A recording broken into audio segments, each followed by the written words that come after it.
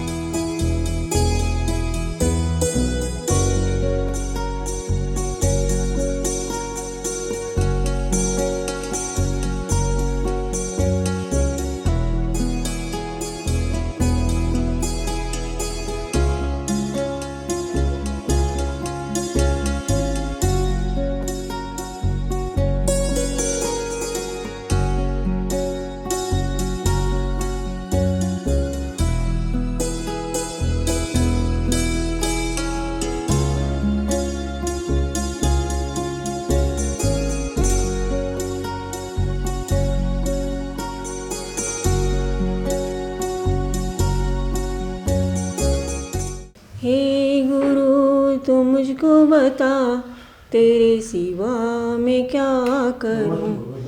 तेरी शरण को छोड़ कर जग की शरण को क्या करूं।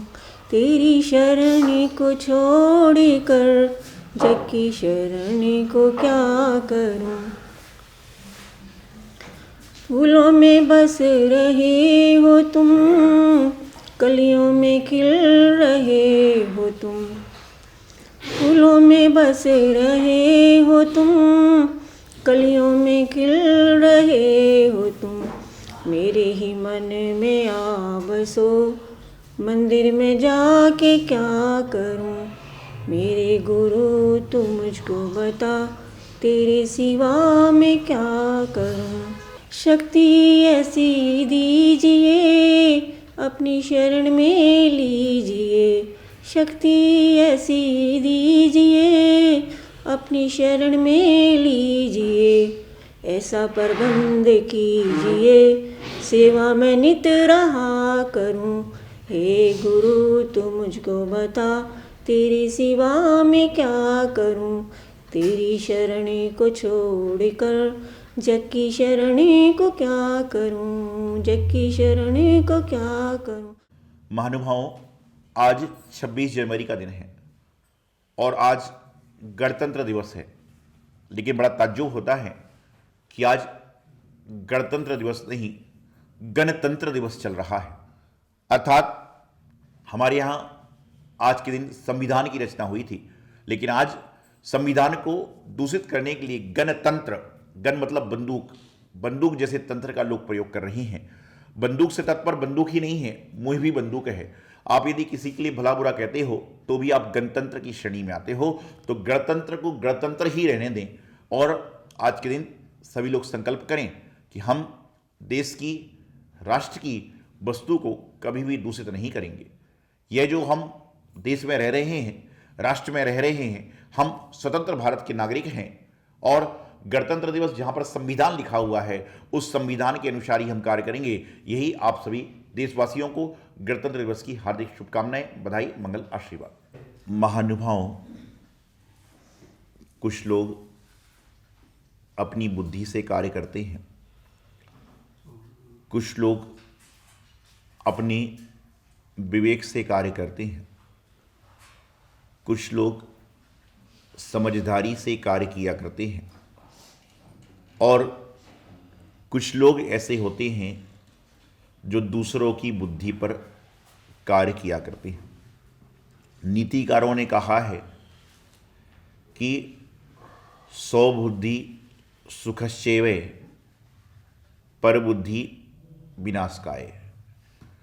100 बुद्धि सुखश्चैव पर बुद्धि विनाशकाय गुरु बुद्धि विशेषता। अर्थात 100 की बुद्धि सुख को देने वाली होती है, पर की बुद्धि विनाशकारी होती है, और जो गुरु की बुद्धि से चलता है वह विशेष कार्य करता है।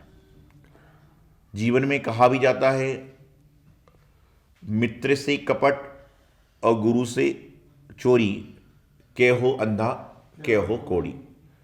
कहा जाता है कि जो व्यक्ति गुरु के सामने कपट करता है, मायाचरी करता है, उनके आगे इधर उधर की बात करता है, उनके पीठ पीछे उनके बारे में बोलता है, वह निश्चित से चाहे शिष्य हो चाहे संत हो, वह बीमार ही रहेगा, वह कोड़ी हो जाएगा।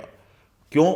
क्योंकि कहते हैं कि गुरु पत्थर का भी क्यों ना हो, लेकिन जो गुरु पत्थर का भी होता है उसको देखकर एकलव्य ने धर्म विद्या सीख ली।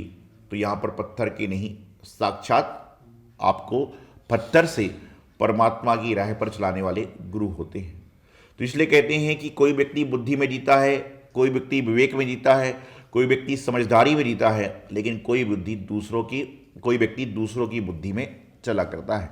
और जो दूसरों की बुद्धि में चलता है, ध्यान रखना, आज मुझे सुनकर हैरानी होती है कि घर के जब झगड़े आपस में पति पत्नी के, मियाँ बीवी के होते हैं, तो लोग दूसरों के घर में जाकर पूछते हैं कि हमारे यहाँ झगड़े चल रहे हैं, उसकी शांति कैसे हो।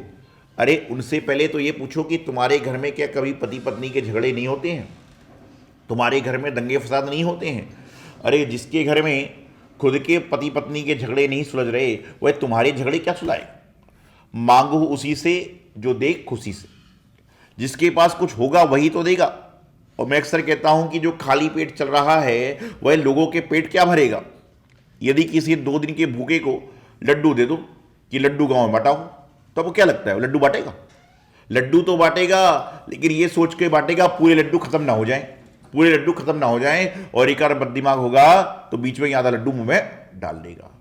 इसलिए कोई भी वस्तु बांटने की दो तो उस व्यक्ति को दो जिसका पेट तो भरा हो, क्योंकि पेट भरा रहेगा तो वह दूसरों के पेट भरने का सोचेगा, और जिसका पेट स्वयं खाली है वह तो हड़पने का सोचेगा। आज बुद्धिमान उसे कहते हैं जो चालाक है, लेकिन ध्यान रखना, चालाक बुद्धिमान नहीं होता, बल्कि चालाकी को छोड़ने वाला बुद्धिमान हुआ करता है। कई लोग मेरे पास में आते हैं, वह कहते हैं महाराज जी मैं क्या करूं, मैं बड़ा परेशान हूं, मैं बड़ा दुखी हूं, मैं बड़ा संकट में हूं। तो मैं उनसे कहता हूं कि परेशान तो दुनिया में मैं भी हूं, दुखी तो मैं भी हूं, समस्या में तो मैं भी हूं, लेकिन इतना अंतर है कि मैंने समस्या से आने वाले काम को छोड़ दिया है, और जो तुम समस्या में रहने वाले कार्य को करे जा रहे हो, जिससे परेशानी आती है उसको करे जा रहे हो। तो बुद्धिमान व्यक्ति की पहचान यह नहीं होती कि वह दूसरों को नुकसान पहुंचाए, बल्कि बुद्धिमान व्यक्ति की पहचान होती है कि वह खुद का भी नुकसान ना होने पाए और दूसरों का भी नुकसान ना होने पाए। एक राजा था, बड़ा पैसे वाला, राजा तो पैसे वाले होते हैं, और उसका एक सलाहकार मंत्री था, और बड़ा विद्वान था, बुद्धिमान था। और कहते ना कि यदि बाप बेटे कहीं पर जा रहे हैं और बाप बहुत विद्वान हैं, तो लोग क्या कहते हैं कि बेटा तो और ज्यादा विद्वान होगा, तो कोई बड़े आश्चर्य की बात नहीं। तो राजा ने एक बार सोचा कि मंत्री के बाद व्यवस्था अनुसार मंत्री के बेटे को ही मंत्री पद दिया जाएगा, तो इसकी परीक्षा की जाए। तो राजा उन्हें बुलाता और पूछता कि दुनिया में सबसे ज्यादा कीमती धातु कौन सी है? हीरा तो धातु में नहीं है, रतन है। हीरा रतन होता है, धातु नहीं होती है। सोना, चांदी, पीतल, तांबा, तो सब लोग क्या बोलेंगे? सोना। और उससे पूछता, डेली शाम को पूछता कि सबसे ज्यादा महंगी वस्तु कौन सी है, कौन सी धातु है? वह कहता सोना। ठीक है जी। और जब वह घर जाने को होता, उसके सामने राजन एक चांदी का सिक्का रखता और एक सोने का सिक्का रखता, और वह लड़का चांदी का सिक्का लेकर चला जाता। ऐसा क्रम सालों तक चलता रहा, सालों साल चलता रहा। मंत्री इस बात से अविज्ञ था, अनभिज्ञ था। उसको पता नहीं था कि मेरे घर में ऐसा काम चल रहा है। ना कभी बेटे ने बताया, ना कभी राजा ने बताया। एक दिन राजा ने कहा कि मंत्रीवर, मैं समझता था कि तुम्हारा बेटा बहुत बुद्धिशाली होगा, तुम जब विद्वान हो तो महाविद्वान होगा, महापंडित होगा, लेकिन मुझे तो वह समझ में नहीं आई समझदारी। बोले क्या हुआ? उन्होंने पूरा वृत्तांत बताया। मंत्री ने कहा मुझे एक दिन का समय दीजिए। और वह घर पहुंचा। घर पूछकर बेटे से कहा, बेटा दुनिया में सबसे ज्यादा महंगी धातु कौन सी है? उसने कहा सोना। तो बोले सोना जब महंगा है तो चांदी ले लेके घर क्यों आता है? उसने अपने पिताजी का हाथ पकड़ा, कमरे के अंदर ले गया, तो एक बक्से में चांदी के बहुत सारे सिक्के इकट्ठे थे। बोले वो तो मैं भी समझ रहा हूं कि तो रोज चांदी का सिक्का लेकर आता है, लेकिन सोने का सिक्का क्यों नहीं लेकर आता? तो उसने पिताजी से कहा कि पिताजी जिस दिन मैं सोने का सिक्का उठा लूंगा, उस दिन के बाद राजा ना तो मुझे चांदी का सिक्का देगा और ना सोने का सिक्का देगा। सोने के सिक्के के चक्कर में मेरे घर में चांदी ही चांदी, चांदी ही चांदी भरती जा रही है, और एक ना एक दिन सोने के सिक्के से महंगी हो चुकी है। तो ये बात राजा को मंत्री ने बताई। तो राजा ने कहा ये बात तो सच है कि जिस दिन यदि वो सोने का सिक्का उठा लेता, तो उसके बाद ना तो मैं सोने का सिक्का रखता, ना मैं चांदी का सिक्का रखता। तो ये चांदी के सिक्के इसलिए उठाए जा रहा था कि धातु तो महंगी सोना है, लेकिन उसके अंदर बुद्धिमानी थी। यदि मान लो जिस दिन मैंने सोने का सिक्का उठा लिया, उस दिन के बाद से चांदी के सिक्के भी आना समाप्त हो जाएंगे। तो चांदी के सिक्के उठा उठा के घर में भरते जाओ, जब मौका लेगा जब सोना उठा लेंगे। तो बुद्धिमान इसे कहते हैं। लेकिन आज दुनिया में बुद्धिमान तो उसे कहा जा रहा है जो सोने का सिक्का उठाता और जेब में रख ले आता। उसने कहा मुझसे यह पूछा गया था कि सबसे महंगी धातु कौन सी है, तो मैंने जवाब दिया था सोना है। मुझसे यह नहीं कहा गया था कि सबसे महंगी धातु को घर ले जाओ। यदि कहते कि सबसे महंगी धातु को ले जाओ तो मैं सोने को ले जाता। मुझे तो कहा था जो चाहे वह ले जाओ, तो मैं अपना चांदी ले जाता हूं। तो दुनिया में हमेशा ध्यान रखें, यदि आपकी बुद्धि कार्य नहीं कर रही, कोई बात नहीं। हर व्यक्ति बुद्धिमान हो ऐसा नहीं है, हर व्यक्ति विद्वान हो ऐसा नहीं है, हर व्यक्ति के पास ज्ञान का भंडार हो ऐसा नहीं है, हर व्यक्ति के अंदर दान देने की सामर्थ्य हो ऐसा नहीं है, हर व्यक्ति के अंदर रोटी खाने की गुंजाइश हो ऐसा नहीं है। लेकिन कम से कम जो व्यक्ति गुणी है, आप मेरी होना पढ़ते हो, गुण ग्रहण का भाव रहे नित दृष्टि न दोषों पर जाए, कि जो व्यक्ति गुणी है उसकी संगति करो। क्योंकि कहते हैं कि जो गुड़ की दुकान पर मीठा बेचता है, गुड़ बेचता है, लोग समझ जाते हैं कि यह मीठा खाने वाला होगा। जो चाय की दुकान पर बैठा है तो लोग समझते हैं कि यह चाय तो पी चुका होगा। उसी प्रकार से तुम यदि गुड़ियों के साथ में रहोगे, गुरुओं के साथ में रहोगे, तो लोग कहेंगे कहीं ना कहीं इसके जीवन में गुड़ जरूर आएंगे। ध्यान रखना, आज के समय में गुड़ का और गुणी व्यक्ति का ही महत्व है। ठंड में लोग गुड़ खाना चाहते हैं और संगति गुणी व्यक्ति की करना चाहते हैं, क्योंकि गुणी व्यक्ति रहेगा, उसके साथ में रहोगे तो कुछ मिले ना मिले, मूर्ख तो नहीं कहलाओगे। और सब कुछ है, लेकिन मूर्खों की संगत में चल रहे हो तो वह तो डूब रहा है और तुम्हें भी डुबा कर ही रहेगा। और ध्यान रखना, मूर्ख व्यक्ति कभी भी किसी को भी समस्या में डाल सकता है, चाहे वह गुरु ही क्यों ना हो, चाहे माँ बाप क्यों ना हो। इसलिए हम लोग क्या करते हैं, लगता है कोई मूर्ख व्यक्ति है तो कहते हैं भाई उससे दूर रहो। आचार्यों ने, नीतिकारों ने कहा है, पागल कुत्ते से और मूर्ख व्यक्ति से सदैव दूर रहना चाहिए, क्योंकि पागल कुत्ता कभी भी काट देगा और मूर्ख व्यक्ति कभी भी आपकी बेइज्जती चालू कर देगा। इसलिए मूर्खों से और पागलों के सामने मत बोलो, मूर्खों से पागलों के सामने मौन रहो, क्योंकि मूर्ख तो मूर्ख है, बददिमाग तो बददिमाग है।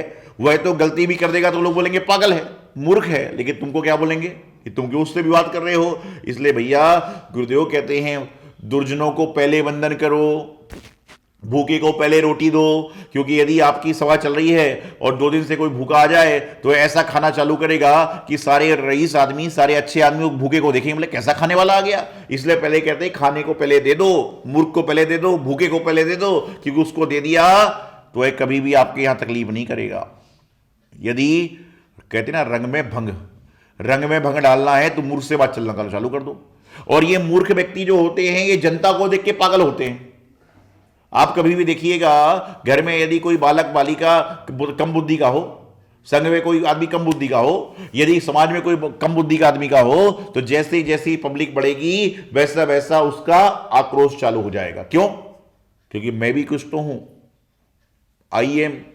मैं भी कुछ हूं, मैं भी तो कुछ हूं, ये बताने के चक्कर में रहता है। लेकिन वह नहीं समझता कि अभी तक तो तेरी मूर्खता घर के अंदर थी और तेरे इस तरह के कृत्य करने से तेरी मूर्खता बाहर भी जग जाहिर हो गई। तो जो अच्छे लोग हैं वो बच के चलते हैं। अच्छे लोग पागल कुत्ते के सामने जाते नहीं, इसका मतलब नहीं कुत्ते का सम्मान कर रहे हैं, बल्कि वह सोचते हैं भैया इससे बच के तो मुझे ही काट लेगा। यदि मूर्ख व्यक्ति के सामने कोई जा नहीं रहा है, इसका मतलब ये नहीं कि मूर्ख से कोई व्यक्ति डरता है। डरता बरता किसी से कोई नहीं है, वह तो सिर्फ इसलिए डरता है कि इस मूर्ख के चक्कर में पड़ूंगा तो मेरी भी बेइज्जती हो जाएगी, मेरी भी इंसल्ट हो जाएगी। कीचड़ के सामने से कोई नहीं निकलता है, बाजू से निकलता है।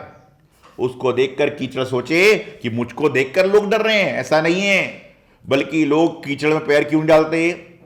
कि मेरे कपड़े खराब ना हो जाएं। लेकिन कीचड़ को अभिमान होता है कि मुझे देखकर मेरे बाजू से चल रहा है, मेरे कोई ऊपर पैर नहीं रख रहा है। अरे तेरे ऊपर क्या पैर रखेंगे, थोड़ा सा पानी डाला तू बह जाएगा। इसी प्रकार से मूर्ख के सामने एक बुद्धिमान व्यक्ति यदि कोई अपनी बात कर देगा तो तेरी मूर्खता अपनी आप समाप्त हो जाएगी। तो ध्यान रखें कि अपनी बुद्धि से चलिए, गुरु की बुद्धि से चलिए, और हमेशा जीवन में संकल्प लीजिए कि चाहे मित्र हो, चाहे माता पिता हो, चाहे गुरु हो, इनसे यदि आप एक राई भर की बात भी इधर से उधर करते हो तो तुम्हारे इस जन्म में पहाड़ भर जैसे दोष हो जाती हैं। इस कार्यक्रम के पुण्यार्जक थे सौभाग्य Kohinoor, Shri Sanjay Jain, Shrimati Mamta Jain, Greater Kailash, Delhi, Shri Rajeev Jain, Shrimati Meenakshi Jain, Civil Lines, Delhi, Shri Sudhir Jain, Shrimati Poonam Jain, Model Town, Delhi, Shri Vijender Jain, Shrimati Nirmal Jain, Gurugram, Shri Rajan Jain, Shrimati Monika Jain, Janakpuri, Delhi.